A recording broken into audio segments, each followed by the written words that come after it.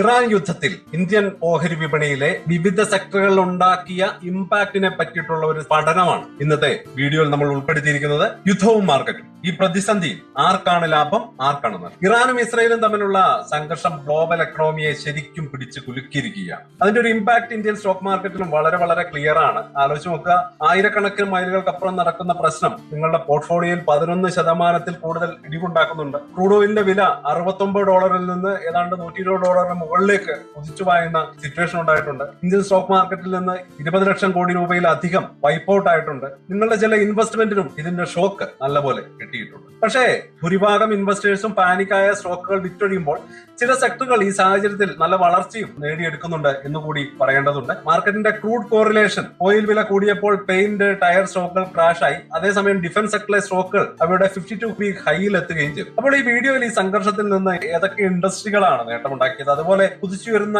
Oil വിലയും supply chain പ്രശ്നങ്ങളും കാരണം ഏതൊക്കെയാണ് തകരുന്നത് എന്ന് നമ്മൾ ഡീറ്റെയിൽ ആയിട്ട് പരിശോധിക്കാം. അപ്പൊ ഒരു സ്പ്ലിറ്റ് മാർക്കറ്റിലെ പുതിയ വിന്നേഴ്സും ലൂസേഴ്സും ആരൊക്കെയാണ് എന്ന് വ്യക്തമായിട്ട് നമുക്ക് ഈ വീഡിയോയിലൂടെ മനസ്സിലാക്കാൻ കഴിയും. Welcome to the eye opener video of Dhanam smart savings and investment solution. February 28 operation epic fury എന്ന പേരിൽ തുടങ്ങിയ മിലിറ്ററി ഓപ്പറേഷനോടെയാണ് ഇതെല്ലാം ആരംഭിച്ചത്. ഒരു സംഘർഷം പെട്ടെന്ന് തന്നെ ഗ്ലോബൽ എക്കണോമിയെ ഒരു ഹൈ അലർട്ടിലേക്കാക്കി. തീർച്ചയായിട്ടും അതിനൊരു വലിയ കാരണം കൂടിയുണ്ട്. സ്ട്രെയിറ്റ് ഹോർമൂസ് എന്ന ആ ഒരു വ്യാപാര ഇടനാഴിയാണ് ഏറ്റവും കൂടുതൽ പ്രോബ്ലം ഉണ്ടാക്കി. ഈ ഇടുങ്ങിയ കടലിടുക്കിനെ ലോകത്തിലെ ഏറ്റവും പ്രധാനപ്പെട്ട ഓയിൽ ഹൈവേ ആയിട്ട് കണക്കാക്കേണ്ടതുണ്ട്. ലോകത്തിലെ ടോട്ടൽ പെട്രോളിയം സപ്ലൈയുടെ ഏകദേശം 20% ദിവസവും ഇതിലൂടെയാണ് കടന്നു പോകുന്നത്. ഒരു ക്രിട്ടിക്കൽ റൂട്ടിന് എന്തെങ്കിലും ഭീഷണി ഉണ്ടായാൽ മൊത്തം ഗ്ലോബൽ എനർജി സപ്ലൈ ചെയിനെ തന്നെ ബാധിക്കും എന്ന് എല്ലാവർക്കും അറിയാവുന്ന കാര്യമാണ്. ഇന്ത്യയെ സംബന്ധിച്ചിടത്തോളം ഇത് വളരെ ദൂരെയുള്ള ഒരു പ്രശ്നമല്ല, നമ്മുടെ എക്കണോമിക്ക് കിട്ടിയ ഒരു ഡയറക്റ്റ് ഹിറ്റ് തന്നെയാണ്. ക്രൂഡ് ഓയിലിന്റെ 85% വരെ നമ്മൾ ഇമ്പോർട്ട് ചെയ്യുന്ന ഒരു രാജ്യമാകുമ്പോൾ നമ്മളെ വളരെ വൾനറബിൾ ആക്കുന്ന ഒരു പ്രശ്നമായിട്ട് ഇത് മാറുകയും ചെയ്യുന്നത് അങ്ങനെയാണ്. ക്രൂഡ് ഓയിലിന്റെ വിലയിൽ $1 കൂടുമ്പോൾ ഇന്ത്യയുടെ വാർഷിക ഇമ്പോർട്ട് ബില്ലിൽ 12,000 കോടി മുതൽ 16,000 കോടി രൂപയുടെ വരെ അധിക ചെലവാണ് ഉണ്ടാകുന്നത്. അപ്പോൾ വില $50 കൂടുതൽ കുതിച്ചുയർന്നപ്പോൾ അതിന്റെ ഫിനാൻഷ്യൽ ഇമ്പാക്ട് പെട്ടെന്നും അതുപോലെ തന്നെ വളരെ വലുതും ആയിരുന്നു എന്ന് വേണം കരുതാൻ. ഇനീഷ്യൽ ഇമ്പാക്ട് തീർച്ചയായിട്ടും വളരെ വലുതായിരുന്നു. മാർച്ച് മാസത്തിൽ ഇൻഡെക്സുകളിൽ 11% കൂടുതൽ ഇടികൊണ്ടായി. പ്രീ ഓപ്പൺ ട്രേഡിംഗിൽ സെൻസെക്സ് 1100 പോയിന്റിലധികം ഇടിഞ്ഞു വരുന്നതും കാണാൻ കഴിഞ്ഞു. നിഫ്റ്റി 50യിൽ 330 പോയിന്റിന്റെ വീഴ്ച ഉണ്ടാകുന്നത് കാണാൻ കഴിഞ്ഞു. ബ്രോഡർ മാർക്കറ്റിൽ കുറച്ചുകൂടി ആഴത്തിൽ ഫീൽ ചെയ്യുന്നതും കാണാൻ കഴിഞ്ഞു. ഇതൊക്കെ തുടക്കകാലത്തുണ്ടായ ഒരു സാഹചര്യമാണ്. പിന്നീട് അങ്ങോട്ട് പറഞ്ഞറിയിക്കാൻ പറ്റാത്ത വേഗത്തിലായിരുന്നു മാർക്കറ്റ് തകർന്നടിഞ്ഞത്. എന്നാൽ ഏതൊരു പ്രതിസന്ധിയിലും ഇൻവെസ്റ്റേഴ്സ് സേഫ്റ്റി നോക്കും. എന്നാൽ ഇത്തവണ അത് വെറുതെ ഒളിച്ചിരിക്കാൻ വേണ്ടി മാത്രമായിരുന്നില്ല. ജിയോ പൊളിറ്റിക്കൽ പ്രോബ്ലങ്ങളിൽ നിന്നും വിലക്കയറ്റത്തിൽ നിന്നും ശരിക്കും സ്ട്രോങ് ആവുന്ന ഒരു ബിസിനസ്സുകളെ കണ്ടെത്തുക എന്ന ഒരു ലക്ഷ്യത്തോടു കൂടി തന്നെയായിരുന്നു. അപ്പോൾ അത്തരത്തിൽ വലിയ രീതിയിൽ വിറ്റൊഴിവായതും അതുപോലെ തന്നെ പെട്ടെന്ന് മാർക്കറ്റ് ക്രാഷിന്റെ ഭാഗമായിട്ട് വലിയ രീതിയിൽ ഇമ്പാക്ട് അനുഭവിക്കേണ്ടിയും വന്നിട്ടുള്ള പല സെക്ടറുകളെ കുറിച്ചുമാണ് നമ്മൾ ഇന്നത്തെ വീഡിയോയിൽ മനസ്സിലാക്കാൻ ശ്രമിക്കുന്നത്. തീർച്ചയായിട്ടും അത്തരത്തിലൊരു വലിയ ഇമ്പാക്ട് പല പല സെക്ടറുകൾക്കായിട്ട് മാറി മാറി ഉണ്ടാകുമ്പോൾ കൃത്യമായിട്ട് നമ്മൾ അനലൈസ് ചെയ്ത് നിൽക്കുകയാണെങ്കിൽ നമുക്ക് നല്ല രീതിയിലുള്ള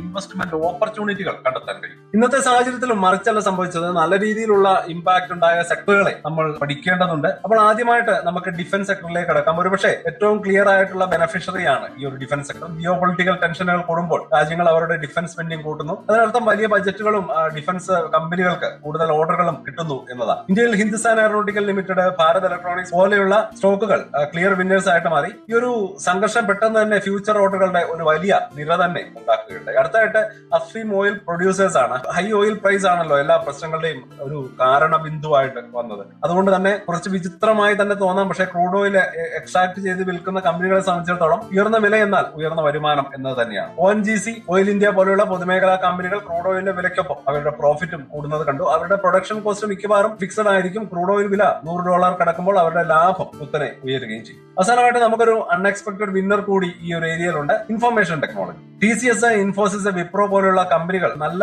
റെസിലിയൻസ് കാണിച്ചു. ഒന്നാമതായിട്ട് അവർ ഡോളറിലും യൂറോയിലുമാണ് അവരുടെ വരുമാനം ഉണ്ടാക്കുന്നത്. ഇന്ത്യയിലെ ഡൊമസ്റ്റിക് ഇൻസ്റ്റിറ്റ്യൂഷനിൽ നിന്ന് ഓയിൽ പ്രൈസ് ഇമ്പാക്റ്റിൽ നിന്നും അവർ ഇത് പ്രൊട്ടക്ട് ചെയ്യുന്നുണ്ട്. രണ്ടാമതായിട്ട് ഇതുപോലുള്ള ഒരു പ്രതിസന്ധി പലപ്പോഴും ഇന്ത്യൻ രൂപയുടെ വാല്യൂ കുറയ്ക്കുക വഴി ഒരു വീക്ക് രൂപ IT കമ്പനികൾക്ക് ശരിക്കും നല്ല കാര്യം തന്നെയാണ്. കാരണം ഇത് അവരുടെ ഫോറിൻ ഏർണിംഗ്സ് ഇന്ത്യൻ രൂപയിലേക്ക് മാറ്റുമ്പോൾ അതിന്റെ വാല്യൂ കൂടുതൽ ലഭിക്കാനും സഹായകരമാകും. അപ്പോൾ ഈ വിന്നേഴ്സിന്റെയും ലൂസേഴ്സിന്റെയും അനാലിസിസ് നിങ്ങളുടെ ഇൻവെസ്റ്റ്മെന്റ് സ്ട്രാറ്റജിക്ക് ഹെൽപ്ഫുൾ ആകുന്നുണ്ടെങ്കിൽ ആ ഒരു ലൈക്ക് ബട്ടൺ ഒന്ന് പ്രസ് ചെയ്യാൻ മറക്കാതെ. അതുപോലെ തന്നെ ചാനൽ സബ്സ്ക്രൈബ് ബട്ടണും ഒന്ന് പ്രസ് ചെയ്തേക്കണം. അപ്പൊ ഇനി നമുക്ക് ആ കോയിനിന്റെ മറ്റേ സൈഡ് ഒന്ന് കൃത്യമായിട്ട് അനലൈസ് ചെയ്ത് പോകാം. ക്രൂഡ് ഓയിൽ വില കൂടിയപ്പോൾ കംപ്ലീറ്റ് ആയിട്ട് ഹിറ്റായ സെക്ടറുകൾ ഏതൊക്കെയാണ്? ഈ ഇൻഡസ്ട്രികൾക്ക് ഓയിൽ ഒരു ന്യൂസ് ഹെഡ്ലൈൻ അല്ല, അവിടെ പ്രോഫിറ്റിനെ ഡയറക്റ്റ് ആയിട്ട് ബന്ധിപ്പിക്കുന്ന ഒരു മെയിൻ എക്സ്പെൻസ് ആയിട്ടാണ് ഈ ഒരു ക്രൂഡ് ഓയിൽ പ്രൈസ് വരുന്നത്. അങ്ങനെ അതിലെ ഏറ്റവും വലിയ വിക്ടമായിട്ട് എത്തുന്നത് ഏവിയേഷൻ സെക്ടറാണ്. ഇൻഡിഗോ, സ്പൈസ് ജെറ്റ് പോലെയുള്ള എയർലൈനുകൾ വലിയ റിസ്കിലാണ് ഈ ഒരു അവസരത്തിൽ ഉണ്ടാവുക. വിമാന ഇന്ധനമായിട്ടുള്ള ഏവിയേഷൻ ടർബൈൻ ഫ്യൂൽ, അതായത് ATF, ഒരു എയർലൈനിന്റെ ടോട്ടൽ ചെലവിന്റെ ഏതാണ്ട് 35 to 40% വരും. ക്രൂഡ് ഓയിൽ വില $70 നിന്ന് 115 പോകുമ്പോൾ അവരുടെ ഏറ്റവും വലിയ സിംഗിൾ കോസ്റ്റ് ഏകദേശം ഇരട്ടിയോളമാവുകയാണ്. ഒന്നുകിൽ അവർ ആ ഒരു ചെലവ് സ്വയം സഹിച്ച പ്രോഫിറ്റ് ഇല്ലാതാവുന്ന നോക്കി നിൽക്കേണ്ടി വരും, അല്ലെങ്കിൽ ടിക്കറ്റ് നിരക്ക് കൂട്ടി പാസഞ്ചേഴ്സിനെ നഷ്ടപ്പെടുത്തേണ്ടി വരും. ഏവിയേഷൻ സ്റ്റോക്കുകൾ ഏറ്റവും വലിയ നഷ്ടം നേരിട്ടവയിൽ ഒന്നാമതായിട്ട് വരുന്നതിനും പ്രത്യേകിച്ച് അതിശയമൊന്നുമില്ല എന്നാണ് പറഞ്ഞു വരുന്നത്. അടുത്തായിട്ട് ഓയിൽ മാർക്കറ്റിംഗ് കമ്പനികളാണ് OMCs. IOCL, BPCL, HPCL പോലെയുള്ള കമ്പനികൾ ഒരു ക്ലാസിക് ട്രാപ്പിലാണ് പെട്ടിട്ടുള്ളത്. അവർ ക്രൂഡ് ഓയിൽ വാങ്ങേണ്ടത് കുതിച്ചുയരുന്ന ഗ്ലോബൽ വിലയിലാണ്. എന്നാൽ പെട്രോളിന്റെയും ഡീസലിന്റെയും റീറ്റെയിൽ വില പലപ്പോഴും ഗവൺമെന്റ് അങ്ങനെ കൺട്രോൾ ചെയ്യുന്നത് കൊണ്ട് അവരുടെ കോസ്റ്റ് കൂടുമ്പോഴും റവന്യൂ അതിനനുസരിച്ച് കൂട്ടാൻ കഴിയുന്നില്ല. ഇത് അവരുടെ പ്രോഫിറ്റ് മാർജിനെ ജനിച്ചു കളയുകയും ചെയ്യും. തൊട്ടു പിന്നാലെ പെയിന്റ്, ടയർ, ഫാർമസ്യൂട്ടിക്കൽ സെക്ടറുകളൊക്കെ ഉണ്ട്. ഏഷ്യൻ പെയിന്റ്സ് പോലെയുള്ള പെയിന്റ് കമ്പനികൾക്ക് റോ മെറ്റീരിയൽസിന്റെ 55 to 60% ക്രൂഡ് ഓയിൽ ഡെറിവേറ്റീവുകളാണ്. MRF പോലെയുള്ള ടയർ കമ്പനികൾക്ക് സിന്തറ്റിക് റബ്ബർ ഒരു ക്രിട്ടിക്കൽ കോമ്പണന്റ് തന്നെയാണ്, അതും ക്രൂഡ് ഓയിൽ നിന്നാണ് വരുന്നത്. ഫാർമ കമ്പനികൾക്കാണെങ്കിൽ ഹോർമോസ് കടലിടുക്ക് വഴിയുള്ള സപ്ലൈ ചെയിൻ ഡിസ്ട്രപ്ഷൻ കാരണം പ്രധാനപ്പെട്ട സോൾവെന്റുകളും മറ്റു റോ മെറ്റീരിയലുകളും 40% മുതൽ 100% വരെ വില കൂടുന്നതും കാണേണ്ടി വന്നു. ഈ ഒരു കടുത്ത മാർജിൻ പ്രഷർ ഈ കമ്പനികളുടെ സ്റ്റോക്ക് പ്രൈസുകളിൽ നന്നായിട്ട് കാണാൻ കഴിഞ്ഞു. അവസാനമായിട്ട് ഈ ഒരു ഇമ്പാക്ട് ലോജിസ്റ്റിക്സ്, FMCG പോലെയുള്ള സെക്ടറുകളിലേക്കും എത്തുന്നുണ്ട്. ഡീസൽ വില ഉയരുമ്പോൾ ട്രാൻസ്പോർട്ടേഷൻ കോസ്റ്റ് കൂടും. ആ ഒരു കോസ്റ്റ് സപ്ലൈ ചെയിന്റെ താഴോട്ട് പാസ് ഓൺ ചെയ്യുന്നതും ഇത് എല്ലാ പ്രൊഡക്റ്റുകളുടെയും വില കൂടാനും കാരണമായേക്കും. ആഴ്ചകൾ നീണ്ട പയനത്തിന് ശേഷം മാർച്ച് അവസാനത്തിലും ഏപ്രിൽ തുടക്കത്തിലും സീസ് ഫയർ ചർച്ചകൾ വന്നതോടെയും പിന്നീട് അത് കൂടുതൽ കോംപ്ലിക്കേഷനിലേക്ക് മാറിയതോടെയും യുദ്ധം ഒരുപാട് കാലം നീണ്ടുപോകുമോ എന്ന പേടി നമുക്ക് മുന്നിൽ ഇങ്ങനെ വട്ടമിട്ട് പറക്കുകയാണ്. അപ്പോൾ ഈ ഒരു ജിയോ പൊളിറ്റിക്കൽ ഷിഫ്റ്റ് മാർക്കറ്റ് കാത്തിരുന്ന ഒരു സിഗ്നൽ ആയിരുന്നു. സ്ട്രെയിറ്റ് ഹോർമോസ് മുഴുവനായിട്ട് അടച്ചേക്കുമോ എന്ന പേടി അടുത്തിടെ കുറഞ്ഞതോടെ സ്റ്റോക്കിന്റെ പ്രൈസുകൾ നല്ല രീതിയിൽ തിരിച്ചു കയറിയിരുന്നു.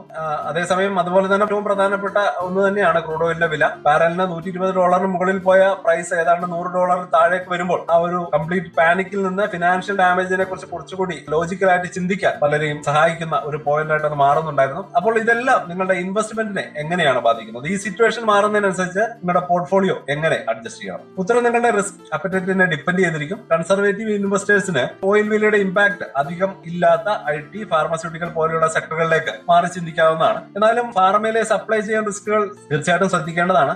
ഏവിയേഷൻ, പെയിന്റ്സ് പോലെയുള്ള വളറബിൾ സെക്ടറുകളിലെ എക്സ്പോഷർ കുറയ്ക്കുന്നത് തീർച്ചയായിട്ടും ബുദ്ധിപരമായിട്ടുള്ള നീക്കമായിരിക്കും. അതുപോലെ തന്നെ വാല്യൂ ഇൻവെസ്റ്റേഴ്സിന് ഷോർട്ട് ടൈം ടെൻഷൻ കാരണം വില കുറഞ്ഞ എന്നാൽ ഫണ്ടമെന്റലി സ്ട്രോങ് ആയിട്ടുള്ള കൺസ്യൂമർ പ്രൊഡക്ട്സിലെ കമ്പനികളിൽ അവസരങ്ങൾ കണ്ടെത്താൻ കഴിയും. ഡിഫൻസ് സ്റ്റോക്കുകളെ long time geopolitical hedge ആയിട്ടും എനർജി വില ഉയർന്ന വിലയിൽ തന്നെ തുടരുമെന്ന് വിശ്വസിക്കുന്നുണ്ടെങ്കിൽ അപ്സ്ട്രീം ഓയിൽ പ്രൊഡ്യൂസേഴ്സിനെയും പരിഗണിക്കാവുന്നതാണ്. അടുത്ത അട്രാക്റ്റീവ് ട്രേഡേഴ്സിനെ സംബന്ധിച്ചിടത്തോളം ക്രൂഡ് ഓയിൽ വിലയിലും സീസ് ഫയർ ചർച്ചകളുടെ പുരോഗതിയിലും ശ്രദ്ധിക്കുന്നതാണ് തീർച്ചയായിട്ടും പ്രധാനപ്പെട്ട കാര്യം. ടെൻഷൻ കുറയുമ്പോൾ ഡിഫൻസ് സെക്ടറുകളിൽ നിന്ന് മറ്റ് സൈക്ലിക്കൽ സെക്ടറുകളിലേക്കും സാഹചര്യം മോശമായാൽ തിരിച്ച് ഡിഫൻസിലേക്ക് മാറാവുന്നതാണ്. ഇതൊരു നല്ല ഓപ്പർച്യൂണിറ്റി ആയിട്ട് നമുക്ക് കരുതുകയും ചെയ്യാം. അപ്പോൾ അതാണ് ഒരു മെയിൻ ടേക്ക് അവേ. ഇറാൻ-ഇസ്രായേൽ സംഘർഷം മാർക്കറ്റിനെ ഒന്നടങ്കം താഴെ കിട്ടില്ല, പകരം ആഴത്തിലുള്ള ഒരു സെക്ടർ റൊട്ടേഷൻ അല്ലെങ്കിൽ സെക്ടർ ഡിവിഷൻ ഉണ്ടാക്കുകയും ചെയ്തു. ഒരു കമ്പനിയുടെ ബിസിനസ് മോഡൽ ഉയർന്ന ഓയിൽ വിലയെ എങ്ങനെ ഹാൻഡിൽ ചെയ്യുന്നു എന്നതിനാണ് വിന്നേഴ്സിനെയും ലൂസേഴ്സിനെയും വേർതിരിക്കുന്നത്.